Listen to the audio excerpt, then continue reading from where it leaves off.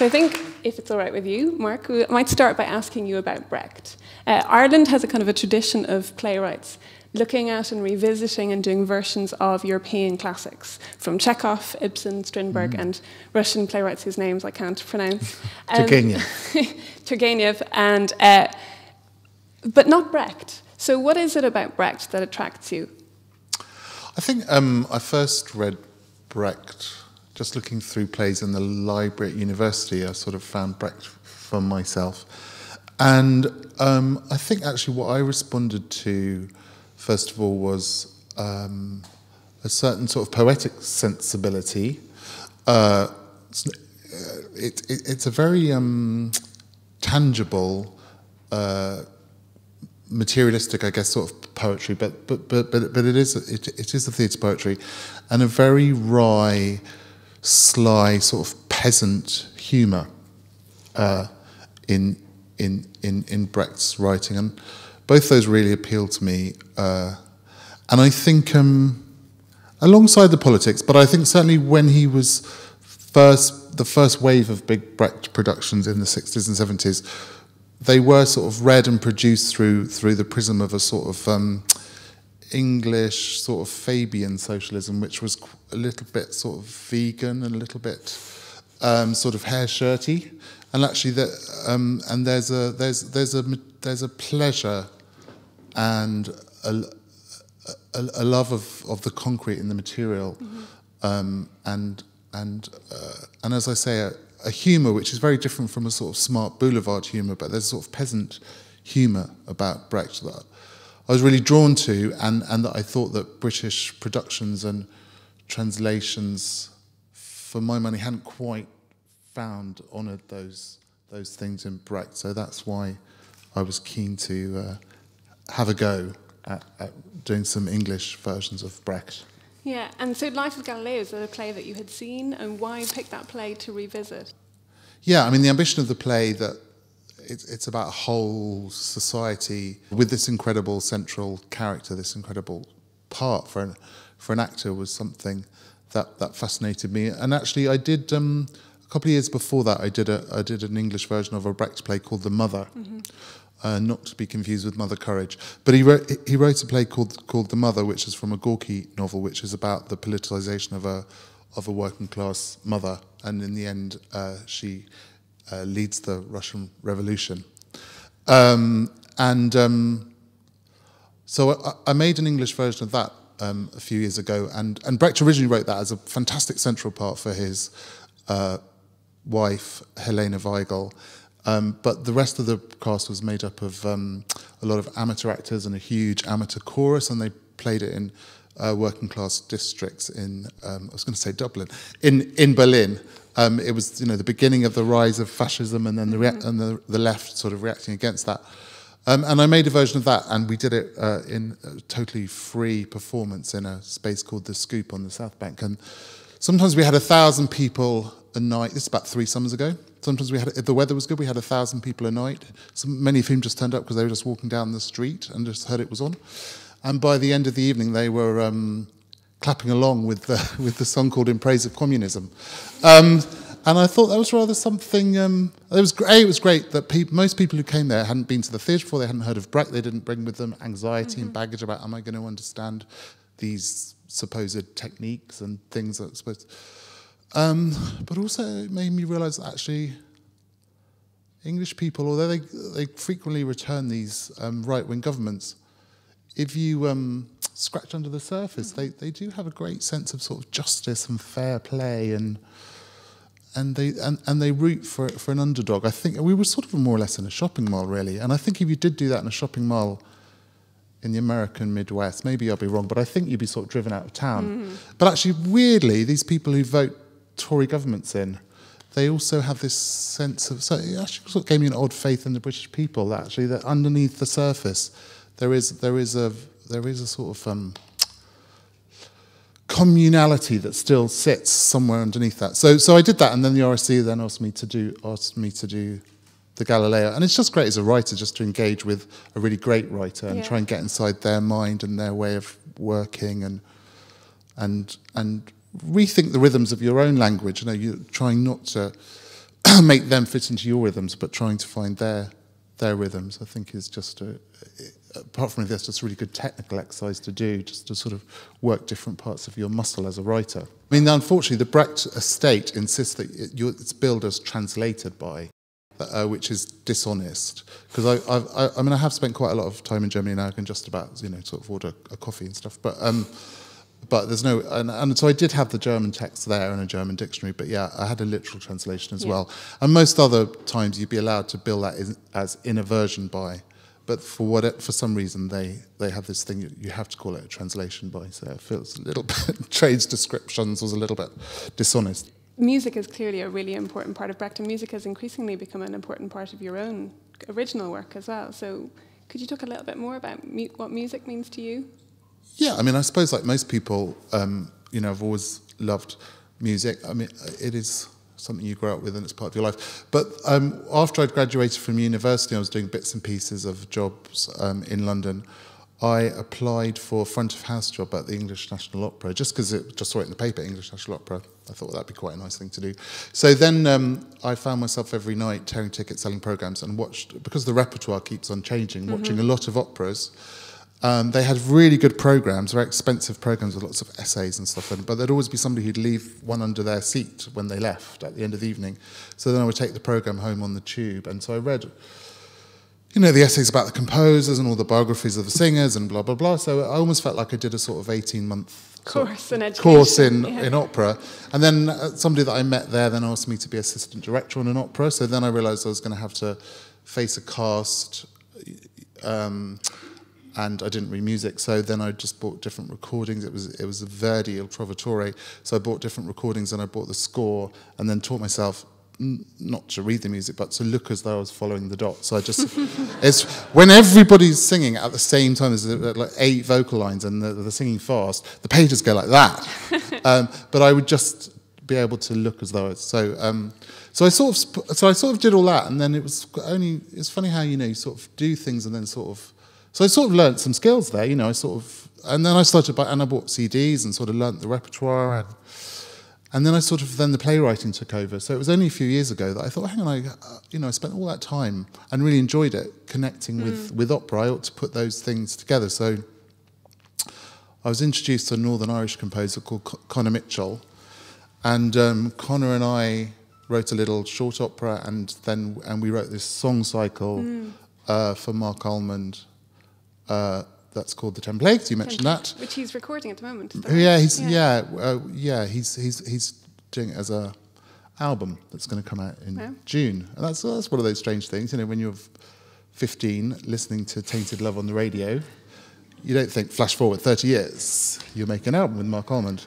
That's rather great. And then and as a result of that, then I got met people in the opera world and composers and stuff, and so now I'm actually doing a writing libretto for what is still called a grand opera.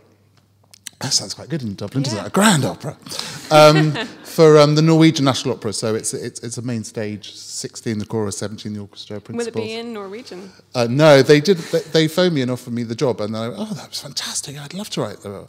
And then I put the phone down, and you just think that's a really stupid question to ask, but I'm going to have to ask. So I had to phone them back and say, now.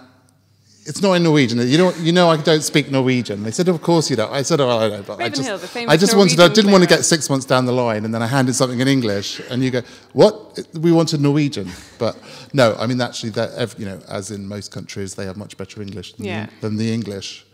And it allows them to set up co-productions with other countries. Something very primal about opera that seems to me to resonate with your work. Every syllable, you don't quite know what the composer's going to do with it, but it could be that every single syllable is given great emphasis and given great weight, and so there's nothing that can be chucked away. Potentially every single vowel sound has got to earn its right to be there. So you cut and cut and cut and pare it down, and that's really satisfying, just to carve away until you've got the absolute nugget or whatever.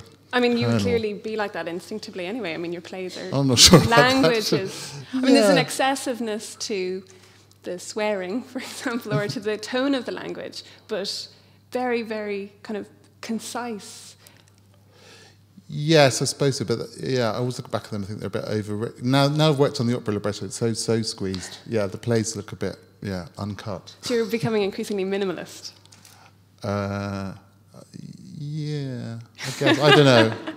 I know, but certainly there is, there's that sort of, I do enjoy the libretto writing, just a play that was as condensed as that would sound, odd, which might be good. You might want some plays to sound odd, but I think that absolute, because it's, that word that would take a fraction of a second in a play might potentially take many seconds in an opera. So it's a different use of language, I think.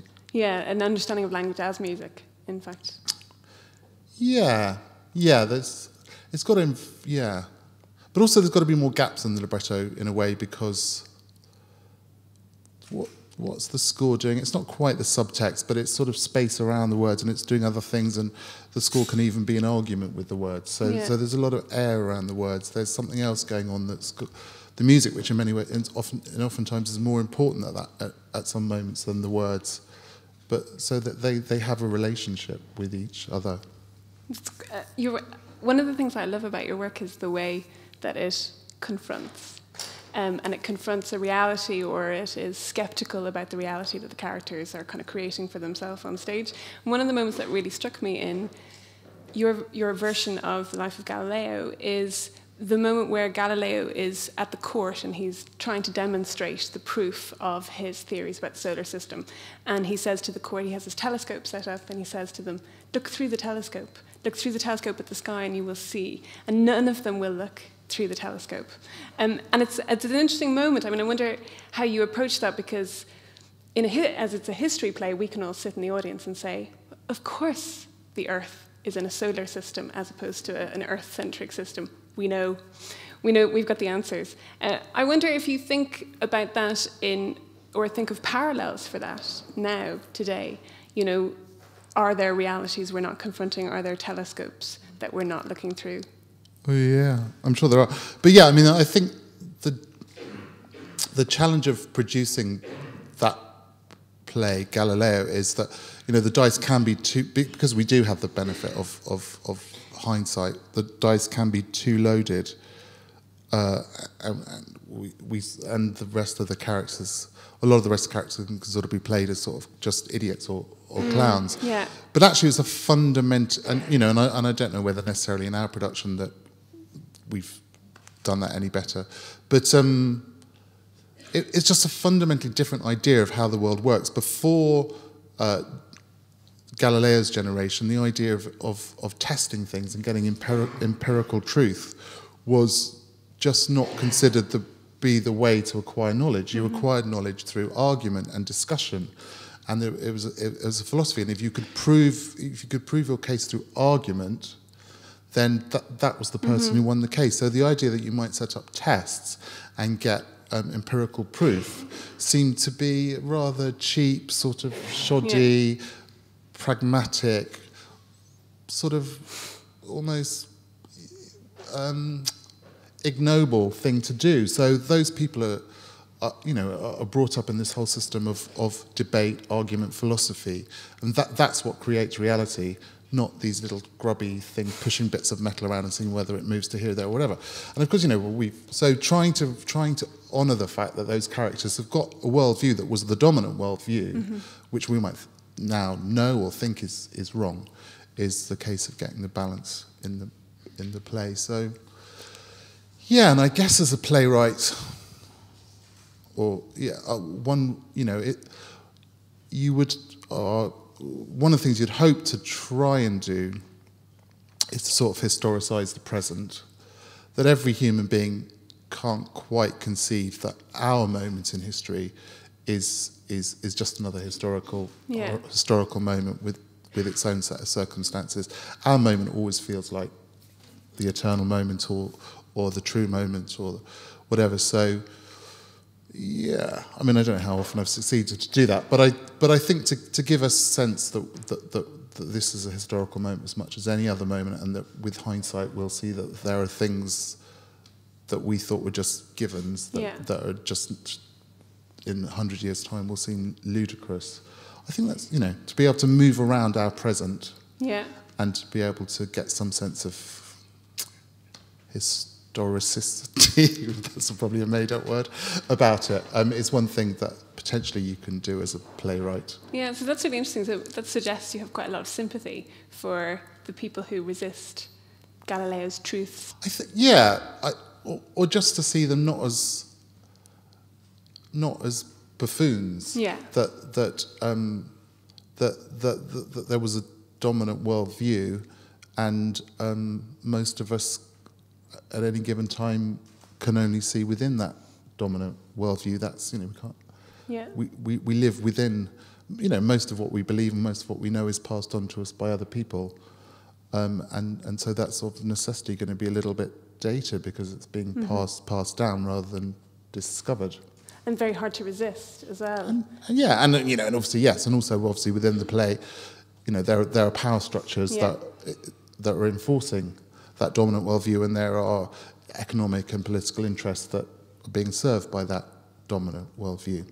Yeah, I mean, it's chilling when he recants. There's a bell that tolls to announce that Galileo has recanted. Yeah, and Brecht, he loves at the right moment to use a good bit of melodrama.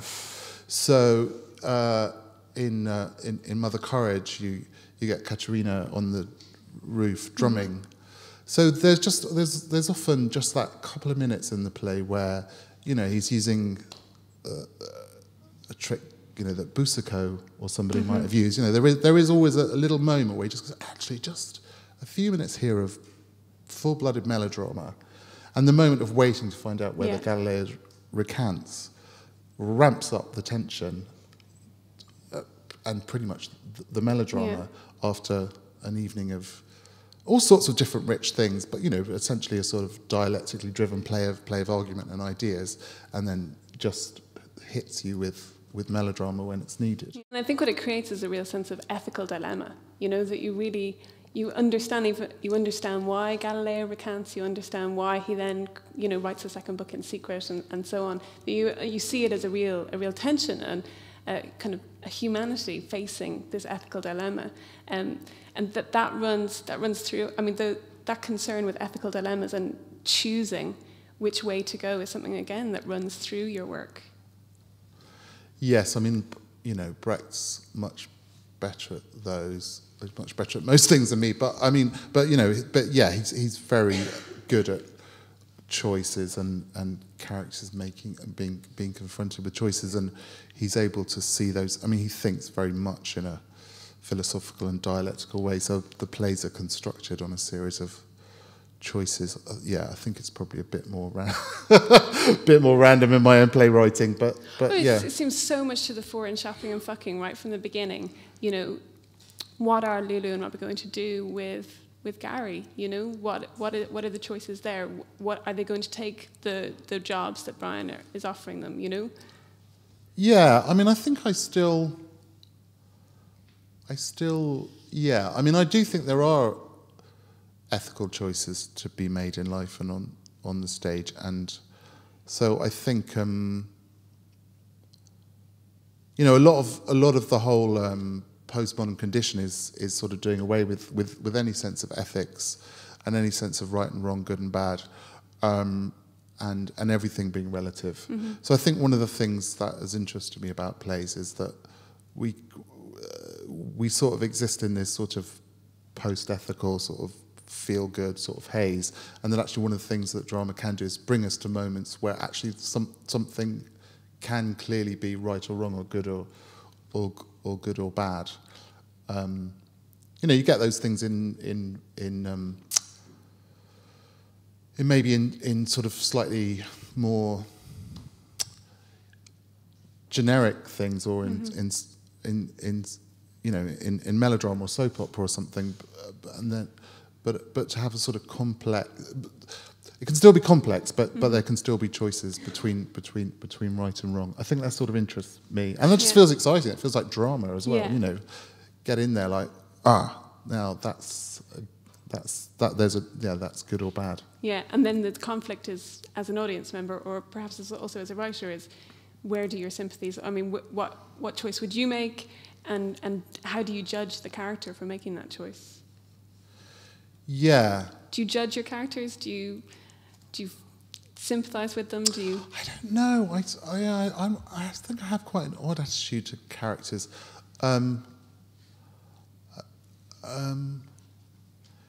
Yeah, I was at this conference a few weeks ago, and different writers talking, and A.S. Byatt was saying, well, obviously it's so awful when a character has to die, or a character has to, because they're your best friend and you know them and you love them, and I thought, oh God, I really don't. And maybe she's a very empathic person, and maybe I'm a sort of psychopathic person, but I do sort of invest in the writing of those characters, and I do have sort of strong feelings when I'm writing, but I don't feel about them the same way as I would if a friend was in pain. I mean, yeah. I think I do have a certain distance on them. I think to a certain extent there is quite a significant part of me that's standing back and sort of observing them, and yeah, I think to a certain extent, sort of doctor-patient, as much as the doctor. Because maybe that's just how I justified it to myself. Well, I thought you wouldn't be a very good doctor if every time the patient came in and said they weren't feeling very well, or even if you had to break to the news and they had a terminal illness, that you were in sobbing, fits of tears, and then you had to go and tell the partner that they died, and you couldn't get the words out because you were crying so much. So I thought, so maybe that would make you a less worse doctor. So I sort of thought, okay, well maybe A.S. Byatt can spend several days weeping if a character dies, but maybe there's also another way of thinking. Okay, well if I was a doctor, I wouldn't do my job so well if I cried all the time. But or maybe that's just me justifying the fact that she's an empath and I'm a psychopath. I don't know. I like this idea of the playwright as a doctor. Maybe it's a novelist issue that Byatt is it's a so novelist close to. issue. It's an A.S. Byatt issue. She's got issues. Good, if we learn nothing else. That's what we learned tonight. One of the ethical dilemmas facing Galileo is the tension between research and the art of his science and money. That he wants to do nothing but research, but he also has to pay the milkman. And in order to do that, he has to take on students and teach students who clearly have no interest in their horizons. I know, that's great, because that's in the first couple of scenes, and that does just seem, it's great when you read a play that's written in the first draft in the late 30s, and there's the first couple of scenes got loads of jokes about trying to teach, but the university saying, well, if you teach those courses, they'll sell better, and university teaching is a commercial enterprise, and blah blah blah. And you think, God, somebody could have written all those jokes, and it's great they come near the beginning of the play because it's something that sort of relaxes our audience into, relaxes, hopefully angers our audience a bit as well. But he's found that he thinks he's gone into teaching, and he discovers he's part of a commercial enterprise. Yeah. And anybody who, certainly in England, my friends who are in university teaching, that's what they talk about a lot. Absolutely. We got told recently by the president of UCD that courses with 8 students or fewer are niche. And we can't justify economically paying them or teaching them anymore, paying us to teach them. It seems to strike a chord, because if in Galileo's life it's science, but there's something very artistic and creative about the kind of science that he's doing. And it seems to strike a chord now with us today, outside, beyond university teaching, and thinking about the relationship between art and economic value, and constantly being told that art, in fact, should be valued for its economic output, as opposed to its artistic. And I know that you've talked about this before, and I wonder, how you see that relationship between the artist and the funder, and what the artist is being expected to do for funding. There is no utopian solution to that problem. They're always going to sit really oddly beside each other and fight each other, So one of the reasons, one of the ways that we've been, certainly in the English debate, justifying arts funding is that it is in itself a sort of economic stimulus. That if you just give this theatre £3 million, and even the price of VAT on the tickets alone pays for a lot of that, and then it generates, cafes and pubs and that it leads to a whole urban regeneration around it. So we're sort of saying, well, if capitalism ever gets a bit sluggish at points, then just put a bit more money into the arts, and it'll help turbocharge capitalism back to where it was, which doesn't seem a very inspiring and noble thing to do, to be part of a rescue package for capitalism. But that's obviously the thing that's most persuasive to governments of the last 20 years.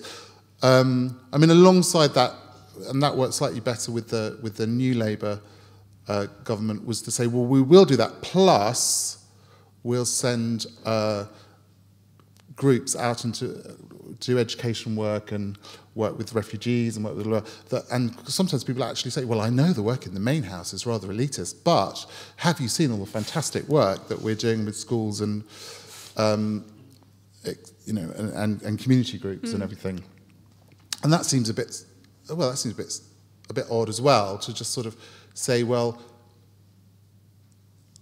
the work on the main house isn't really what we're about. We're about the stuff that goes on around outside it, in which case, why do the work in the main house? So both of those arguments, but governments like to hear those. So, managements of theatres and arts institutions have used that. And, it is the hardest thing of all to say art is art, and art works well as art. And that, I think it does have a great function of genuinely being part of a genuine democracy, of people testing out the world and testing out the possibilities of the world and the possibilities of working together and how we think individually and collectively. But that's a hard sell to go into. I can see that's a hard sell to go into any government department. But it just depends as to how much the work is compromised by having to frame it as this economic stimulus. Has essentially been the main argument that we're really good for capitalism. Do you see it being compromised? I mean, do you think that... It certainly doesn't fire you to get up in the morning and write, think, oh, great, well, if I can just get a play on here, in 10 years' time, there'll be extra branches of sock shop and paper chase and five more Starbucks will be in this area, where before there was just empty warehouses. It's not the thing to really get you going. I mean, I think the major thing that has been fundamentally compromised is our relationship with sponsors and the. I mean, I think the artist being funded by the state is always going to be complex, but I think there's a way through to negotiate that. But I think English theatre has been fundamentally compromised by its relationship with the corporate sector, because in the decades leading up to like a massive financial crisis, the theatres have become very, very close to, apart from things, the banks themselves. Whole seasons are sponsored by banks and the financial sector. Artistic directors often have to spend 3 evenings a week taking people from the financial sector out for supper to talk to them, to persuade them to give money to the theatre. Seats are reserved at opening nights. Sometimes people who don't turn up or who don't even know what production they're seeing from the financial sector. So again, sort of historicising the present. That in 50 years' time, that's going to look very, very weird. That as we were, with hindsight, as we were heading towards this financial crisis, people who only 20 years before had seen themselves as very radical and probably actually carried on seeing themselves as very radical were spending days of their time in any given week getting closer and closer to the very financial sector that was going to lead to huge depression, that was going to lead to austerity, that was going to lead to cutting of funding for the arts. So you've sort of, you have essentially been wining and dining and giving huge billing to your own assassin. So that's... Do we need to become the assassins then? Does art need to? Does theatre need to start leading the revolution? I think it's a tall ask to ask artists alone to do something. I mean, my colleagues at the Royal Shakespeare Company in the literary department were, who I love and had a great time with. But they would say, "Why aren't the playwrights more political?" And I said, "Well, I don't see anybody here going out and organising a demonstration or picketing something or doing anything. So you can't all sit here in your office as literary managers and artistic directors and stuff and say, why aren't the playwrights political? Playwrights can only, exist within the culture. So I don't think we can ask of a playwright that somehow they would make a political act if the literary manager and the artistic director and the actors wouldn't do that. But I think it is a curious moment when something is sort of active. I mean, I think it was probably a temporary moment when something as active as the Occupy movement happened, and that you realise that everybody in theatre is totally separate from that movement. There is no connection.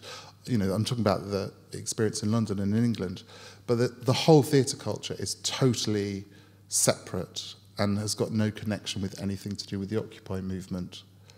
Whereas, obviously, one of the very first things that everybody seemed to do when they set up some sort of group in '68 was, let's have the street theatre committee. It just seemed to be the first thing that women's groups did and gay groups did and civil rights, black movement groups did in London. And we need our street theatre. So, for good or ill, I think there's something very different about what happened in '68 and theatre's role in protest and where theatre sat alongside the Occupy movement. Yeah. Theatre was essentially inside big steel and glass buildings that said, in big letters, sponsored by Accenture or TSB or whatever, while the Occupy movement was happening. Outside. Yeah. I'm just thinking about you 20 years ago, and you have a play. I was thin. Didn't have very much hair. I lost the hair really early. But you were writing this brilliant play, and if you were giving advice to yourself, I mean, given the kind of the context that you're talking about and the funding crisis and the situation, if you were talking to yourself, right, or to a young playwright, says, "I have a play. What do I do with this play?" What advice would you give? You have to be quite canny about having the space and the time to write the play that you want to write, and that can be,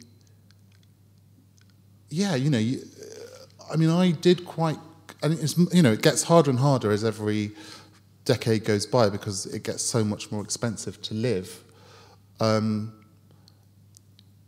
I was looking at the house prices in Dublin this morning in the paper. They were fun. They were £2 million to live anywhere in Dublin, it looked like.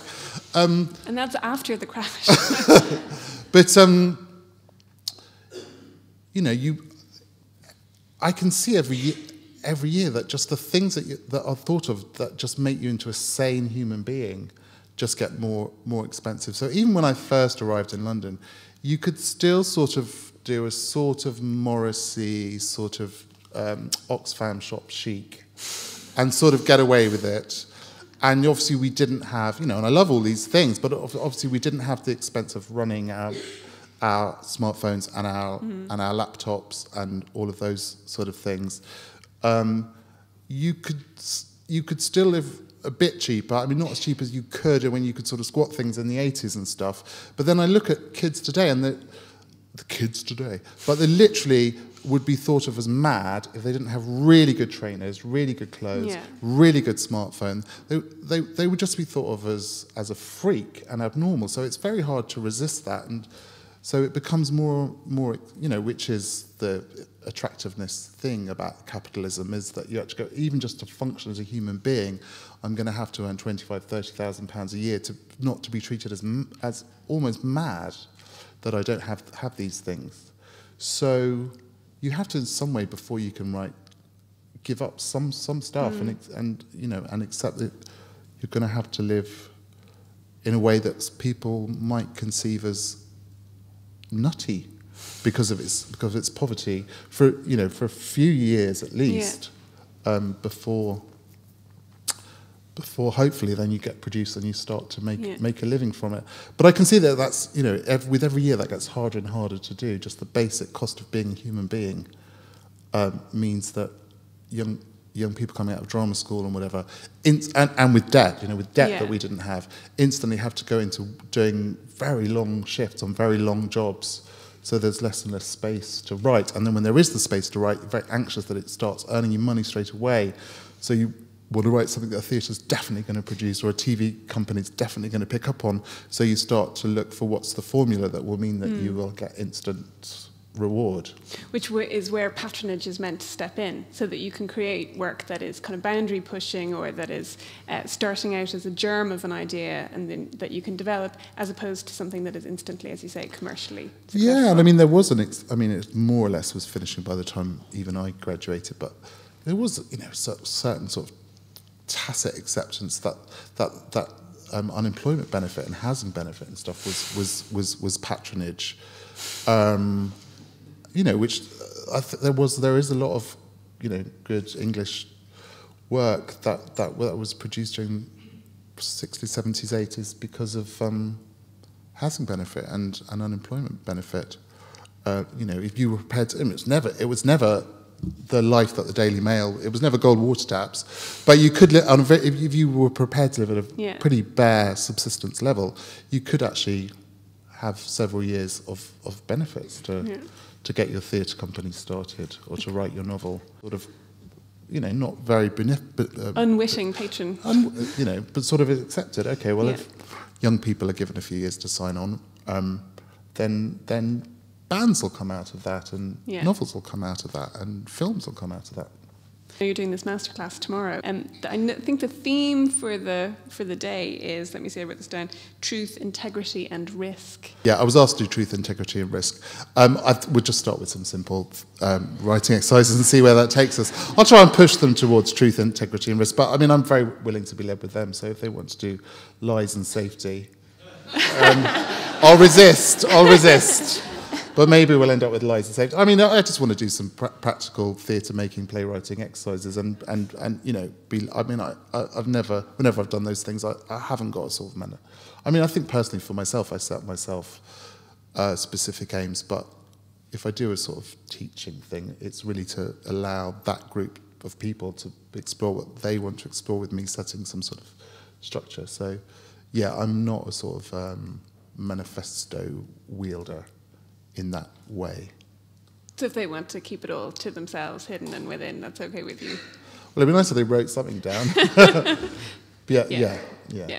Do you think of yourself as a storyteller? I have a sort of contradictory attitude to that. I mean, in some ways, that's sort of that's enforced upon us more and more by the sort of story rules of Hollywood. And everything has to be constructed along the same sort of narrative rules, from a news story to everything has to follow sort of a certain rule of story. So in some way, I think story is used as a way of sort of lessening our experience.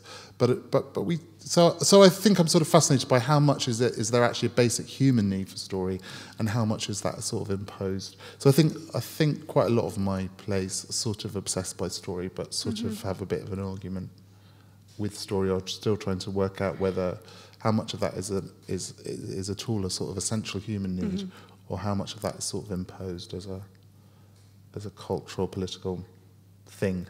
So you don't necessarily see storytelling as the automatic cure for the trauma? No, I think there's quite a lot of slightly generalised sort of misty-eyed, well, we're just storytelling creatures and we just exist through story, and the only way to is story. I think that's a bit romanticised and a bit generalised. We certainly do keep on returning to stories, and you can see that the narrative of a play is something that an audience engages with very immediately. But just because we engage with it immediately doesn't necessarily make it a good thing. So I think I'm sort of, yeah. I think I have a sort of, I'm a Gemini. I have a dualistic relationship with story. That sounds good. One of the things that stories do is they weave things together, and they connect disparate parts and moments together. And that's something that seems to resonate with your work, that it can be both fragmentary and about weaving things together with a kind of a narrative or theme that is kind of running through. It's something, I think, that fragmentation, that social fragmentation, critics tend to write about your work and focus on, but what is also there is also connection. and that need for that human instinct that you were talking about, that need for human connection, and the kind of yearning for each other, and the recognition that we need to live together. Yeah. What can I add to that? That was very brilliantly put. I agree with all of the above. Discuss. No.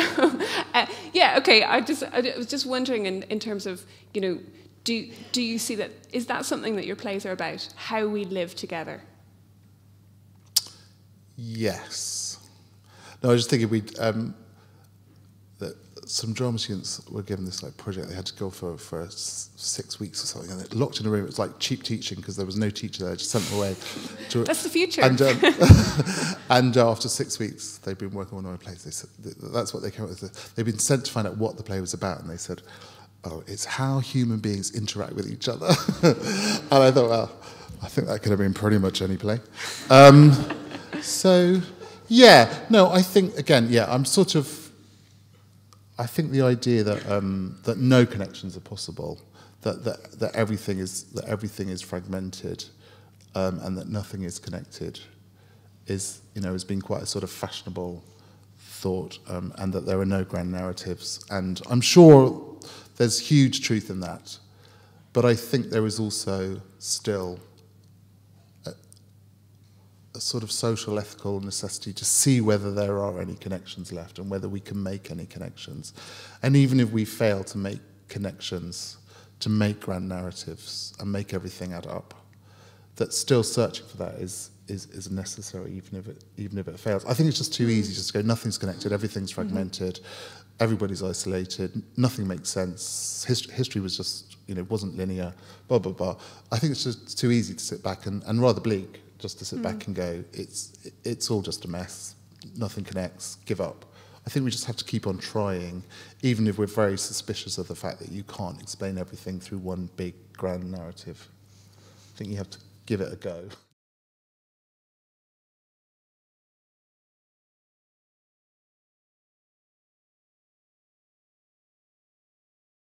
Saw theatre, I started making theatre in my bedroom, either making it with my brother or little dolls or puppets, and making scenery, and we did our 2-person version of The Sound of Music when I was about 4 years old.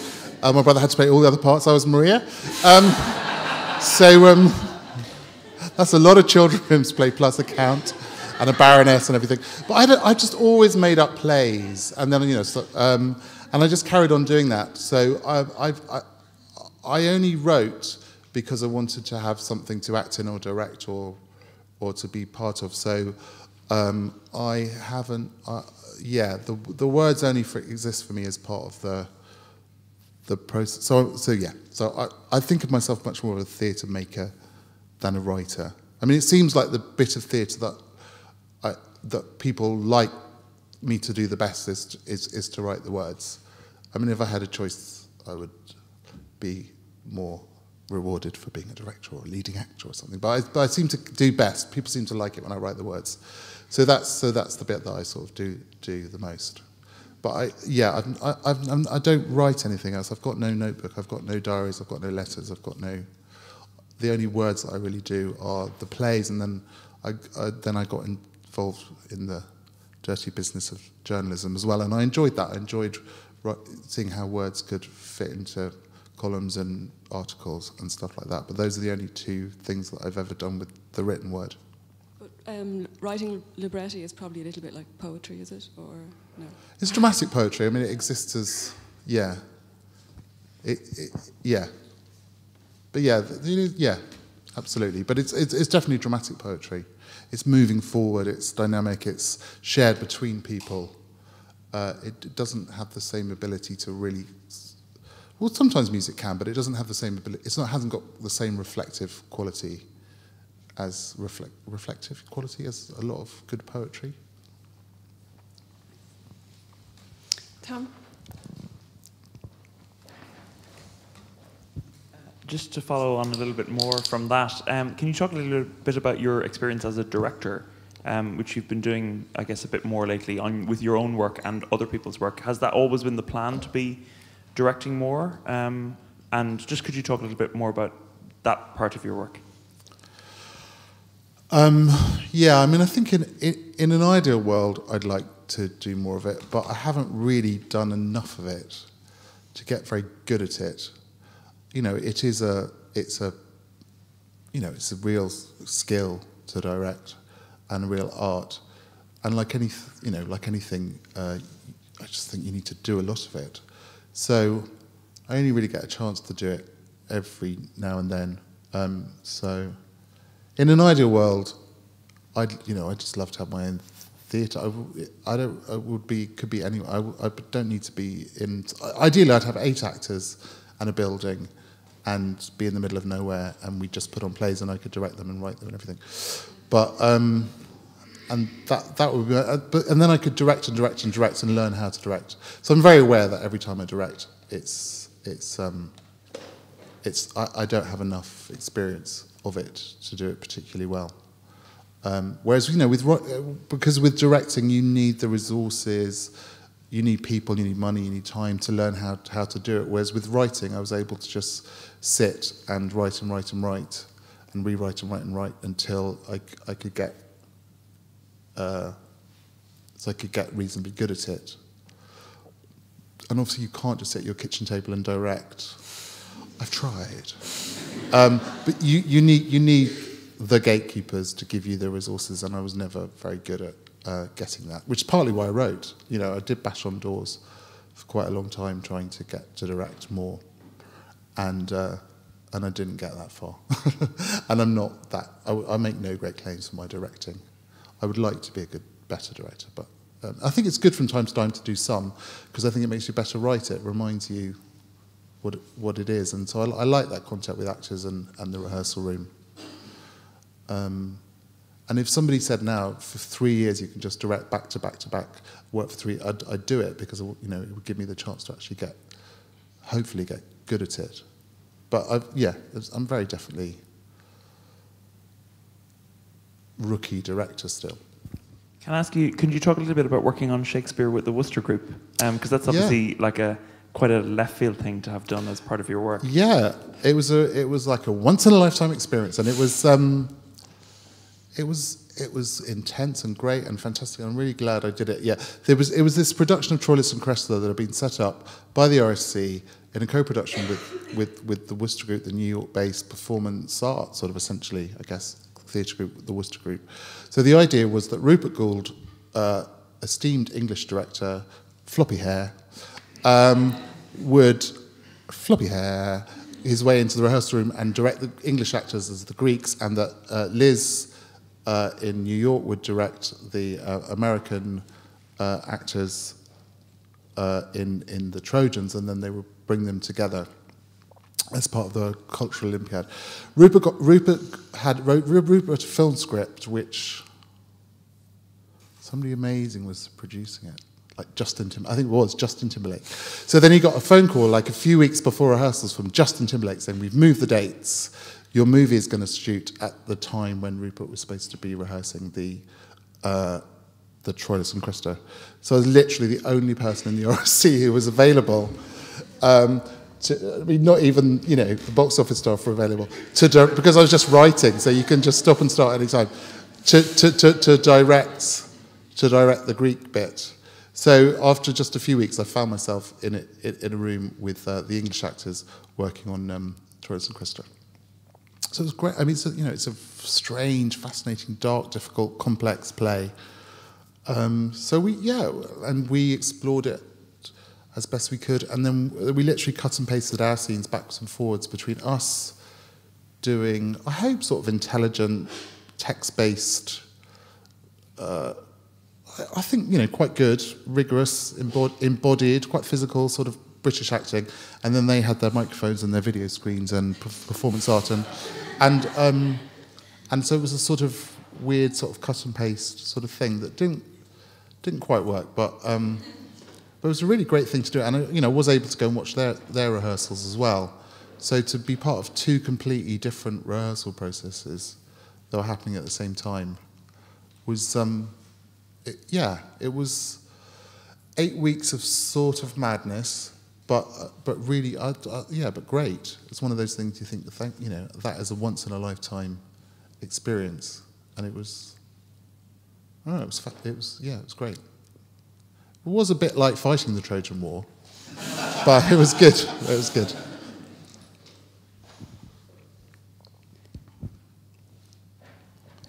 Hi, how are you? I'm very good, thank you. I'm here with a lot of people from my college. We're training as actors, and in our training, we've learned to make theatre through devising. Moving forward now, there's a few people who are interested in moving into writing, and I'm just wondering, when you decide that you care enough about something that you want to write about it, how do you begin? Like, do you just sit down with a cup of tea, or is it a thing that you, I don't know, have a paper and pen and do you just begin, or what is that process like? Yeah, I think it has been slightly different for every play. I mean, some plays have had just an image or just a phrase, or sometimes a situation. Yeah, the starting point's always been slightly different, but on the whole, I've written the first draft as quickly as I can, just to sort of get material, just to sort of get stuff out. I mean, often I've been thinking about it for, not sort of intellectually thinking, but I've sort of had that image sitting in my head maybe often for years. I mean, I think nearly everything I've written is, if you trace the germ of it, it goes back years, and it's just sort of been sitting there, and then at some point it comes to, either of its own necessity, comes to the front of your brain, or you've promised somebody a play, and so it has to come to the front of your brain. But then I tend to write the first draft. I sort of think of the first draft as improvising on the page, anyway, and then you've got the raw material. And quite a lot of my plays, the final play has been almost completely different from the first draft. But the first draft is just sort of clay to make into something. So over a few days or a couple of weeks, just write, more or less non-stop. So you can take away your own sort of personal policeman in your head sort of thing, just to write whatever comes out, and then take that and start to shape it and edit it. And yeah, that's... So I think devising and improvising and stuff is, if you can start to then just develop the muscles, then just to sort of work exactly as you would when you're improvising and devising, but sort of writing it down pretty much as fast as you can as you improvise it in your head. I think that's quite a good way to start writing a play. Thank you. Right down the front. Here it comes. Here, oh, yeah. Hello. Kind of following on from that, do you say, I have something that I have to say, so I have to put it into a play, like an idea that something you need to say, or are you just like writing for a story kind of a thing? I think if I really, really clearly know what I have to say, then I should just put it on a postcard and send it to somebody. So, and you know, there are moments in my plays which I later want to go back and cut where people literally say what I think, but I don't think that's great playwriting, is to literally have people say what the playwright thinks, because it seems a waste of a whole play. You know, literally, if you know what you've got to say, then you could write an essay, or you could, you know, if it's really straightforward, you could do the postcard thing. So it tends to be more things that I don't quite know the answer. I think when I write best, it's when I don't quite know the answer to, or I really can genuinely see 2 sides or 20 sides to something, or just something that's sort of worrying away at me. That's an insoluble thing, and then that seems like good fuel for a play, and theatre seems like quite a good way of bringing those things alive as things that genuinely you're never going to quite be able to resolve, or you don't, or maybe the play takes you a step forward to understanding, you know, you personally and hopefully the audience, but that there isn't a solution to. I think that's when plays are the best, and sometimes, you know, sometimes that feels not enough, but I always regret it when I sort of try and put a message in or make people say literally something. It always seems to be a bit banal somehow. Thank you. Thank you. There. Hi. Maybe a slightly more political sort of slant on these questions. You mentioned you're on ease with postmodernism, and I just wonder, would you make relationship between it and advanced corporate capitalism, that there's a fair amount of correspondence between aspects. Obviously, things are complex, and there's many different ways of looking at it. And maybe the second question, you also mentioned about the difficulties and problematic relationship of sponsorship from the corporate sector, and didn't really focus so much on the state sector or state-type funding. And I don't know so much in England, but in Ireland, as we see recently, and in all sorts of ways, the sort of culture that pervades really the top echelons of society and sort of drifts its way down, that it happens really in the arts as well. And how best as an individual or as a group, as a body, to both become aware and really to, I suppose, as you mentioned, like arts maybe fundamentally is who are we, what we're here, what's it all about, all sorts of those, difficult, tough questions at times. Yeah, well, I mean, I think none of the potential scenarios are ideal, but obviously the artist completely reliant on the box office is a difficult one, and unsustainable, often unsustainable to create a whole body of work. I mean, think of the brilliant explosion of the early careers of Arthur Miller and Tennessee Williams, when they've got that really great relationship with the Broadway public, and you do genuinely feel as though there's a intelligent, popular theatre there, but it only lasts for a few years, and then somehow that public and creating a genuine sort of popular American intelligent art form, it's a very short window, and then essentially Miller, in later years, it's his relationship with theatres, subsidised theatre outside of America, that keeps him writing. And I mean, I think he kept on writing fantastic plays. I mean, they're less sort of big and in some ways melodramatic than the early plays, but I think plenty of the later plays are really, really great plays. But it couldn't sustain that relationship with the audience solely through the box office. So I don't think the artist free of state subsidy or corporate subsidy or any of that is really a possibility. So I think the least worst is the relationship with the state, because in a healthy state, it's part of a democracy. So everybody's got a debate about how that money is spent and where that money is spent, and it creates a vigorous debate around art and how the money is spent.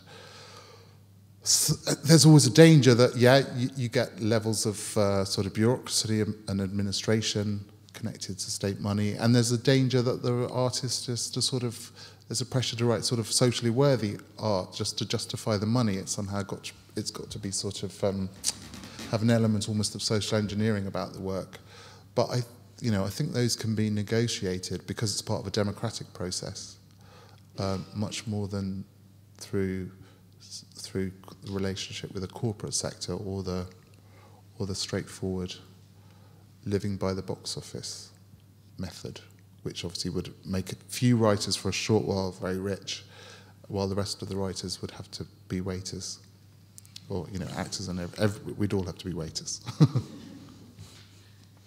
Yeah, Willie, do we have a mic? Willie. Thank you.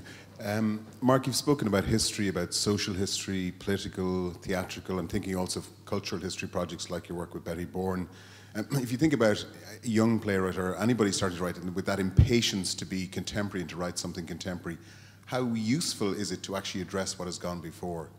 And as part of a writer's formation, or should you just ignore it, rip up the rule book, and do whatever you want? No, I think on the whole, the compulsion and the necessity is to write about the present, and that's great and good. And I think that's one of probably the best things that a play can do, is to try and capture the experience of what it is to be you or us now. So I think that is one. I think that probably is the main, a good, healthy main focus of the theatre.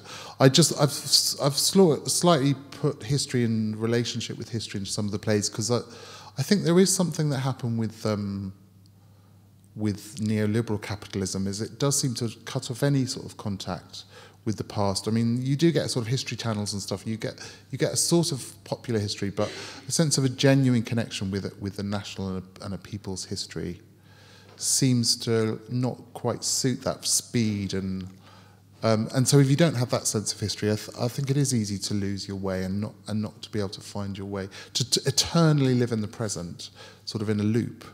I think is can be disempowering or something. And I did notice that really strongly with Irish friends of mine, that the generation older than me seemed to really talk about the past and history a lot. Sometimes maybe too much, I think, shut up. But they had a real sense of both family history, personal history, but also Irish history, like literally talk in great detail about, much more than English people could, about things that happened hundreds and hundreds of years ago, and a sort of sharing of knowledge of Irish history seemed to be really, really strong. And then people younger than me, they really don't want to talk about it at all, or really don't want to know about it. People sort of go, that people younger than me seem to want to go, well, Ireland started at around about 1990, and nothing else. It didn't really exist before that. And please don't mention anything that happened before that. So it seemed to be very extreme. I mean, I think that's happened all over the world with neoliberal economies, that the relationship to the past and history has changed. But from my, limited experience, it seems really more marked in Ireland than anywhere else that I've come across. One generation possibly over-obsessed by history, the next generation in complete denial about history, would be my crude observation of your fair country.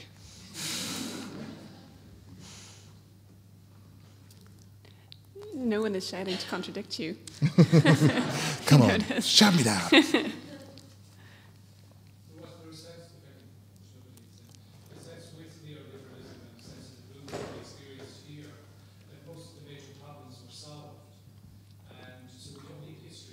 Mm.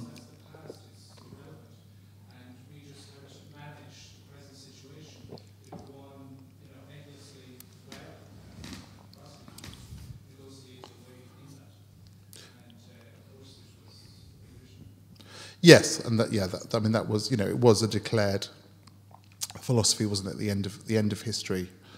The philosopher Francis Fukuyama, who at the time, he's slightly recanted now, but at the time he was the real cheerleader for the Bush-Reagan form of neoliberal economics, and he said it's ended history because now all the problems have been solved. Everybody's getting wealthier, everybody's getting happier, everybody's getting healthier. So history has ended. It is the end of history.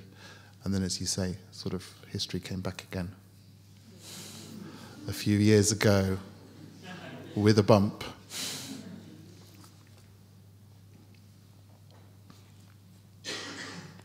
Microphone for Willie. I suppose you've spoken about what happens on stage as well, but something that I like to believe is that a play, at least temporarily, constitutes a community, however expensive it is and heavy on human resources it takes to make it happen. Do you think theatre has a function nowadays in that regard, to constitute a community of people who, for that span of time, will look at a problem as presented by a playwright? Yeah, I mean, I find the act of making theatre, that people make theatre, is so optimistic. I think however bleak the play, I just look and go, well, this is, in a way, I think that's why I feel a play can, the actual content or arc of the play can be incredibly bleak, but the act of putting it on is so incredibly optimistic. I mean, we had a day when we were rehearsing Candide at the RIC, when our director was in London because her play was transferring to the West End, so we didn't have the director, and so the actors would just sort of, they didn't talk about it beforehand, but they came in and we were just working on a scene. And by that time, because they'd been together for a whole season, they'd spent 6-9 months together, whatever it was, they just conducted the whole day, and it's a big, it's 22 in the cast or something, and musicians and everything. There was nobody leading. I mean, it sounds like, sort of very idealistic, but nobody meant it to be idealistic. I mean, because you quite often get that in theatre, everybody goes, well, it's going to be very organic, and then they all fight. But this was genuinely just, they'd been together long enough for an ensemble that they just started working through this. Oh, if you're there, then I can do that, and right, and I'm going to. And for 22 people for a whole day, just to be constantly doing little negotiations, little ways of working together. In our world, which is so self-centered and so often, about always asserting yourself and asserting your power and asserting your needs, that this large group of people could just for a whole day easily work around each other, negotiate, make something together. I just thought, God, this is the most optimistic thing I've ever seen, And I think theatre is amazing like that. It does prove that, despite all this sort of cruelty of our society and the pressure to be assert, find out who I am, not find out who anybody else is, that actually give actors 6 months together, and they can create a whole new way of being together that's cooperative and sharing and creative, and that was, and without sitting down and going, we're being sharing, creative and cooperative, they just naturally were doing it. I just thought, wow, I feel so, this is great. And that was at the Royal Shakespeare Company, which is very institutional. So, I think actors are pretty amazing. That sounds like a bit of a utopia. How Yeah. do you feel as a writer then, actors are pretty amazing. How do you feel in terms of control over the final product? They take your work and then take it in directions that you didn't foresee, or you might not even agree with, or, what's that relationship like for you? Yeah, I mean, that's why I write theatre. I like giving it over. Mm-hmm. So I like that. I mean, the first production you're normally very closely involved with and attend rehearsals, and so you have a big input. But actually then it's really nice after that when the play goes out into the world and people do completely different productions that you're not involved with at all, and they reinvent it and make it theirs. I think that's one of the things, that I really like about theatre, is that it stops being yours after the first production, and then people ask me questions about the plays. I can't remember why or how or when. I said, well, you're rehearsing it. I wrote it 15 years ago. You're 3 weeks into the rehearsal. You know all the, you've got far more of the answers than I have, and it won't help me at all to try and dredge up from 15 years ago why I think at that moment something happens. What's much more important is in this moment your decision about why he or she is doing that in the scene, not what somebody who is a complete, my whole cells of my body have renewed themselves many times since then. I have no connection with, you have much more of a connection with that play than I do. Which is kind of a bodily metaphor for thinking about a connection with a play. Yeah. Yeah. You can see why she's a top academic. I know, because I was, in preparing for today, because I'm a top researcher, I was somewhat stalking you, and I saw that you were involved in a Beckett Seminar at the Royal Court earlier this year. Yes. Yeah, no, it was good. So it was someone who didn't give his authorial control away very easily. No, he didn't, but it must be quite hard to assert it, isn't it? Yeah, they were great. It was just like 4 sort of classes. It was nice actually, because quite often, the English theatre is so anti-academic that even though most people who arrive have done quite high-powered degrees and actually can think intellectually, the message when you arrive, particularly in new writing theatres, is any idea or any intellectual idea or any discussion of anything that's at all philosophical or is taboo, and that you must just write about very simple, authentic, lived experience, and that essentially a writer is a sort of idiot, savant, or not even the savant bit's sort of missing, that you're a sort of holy fool, really, who sort of splurges out this stuff. So actually what was really nice, and Vicky's taken over at the course and they were putting on the Becketts, was, and I've completely forgotten the woman's name, anyway, she's a Beckett academic.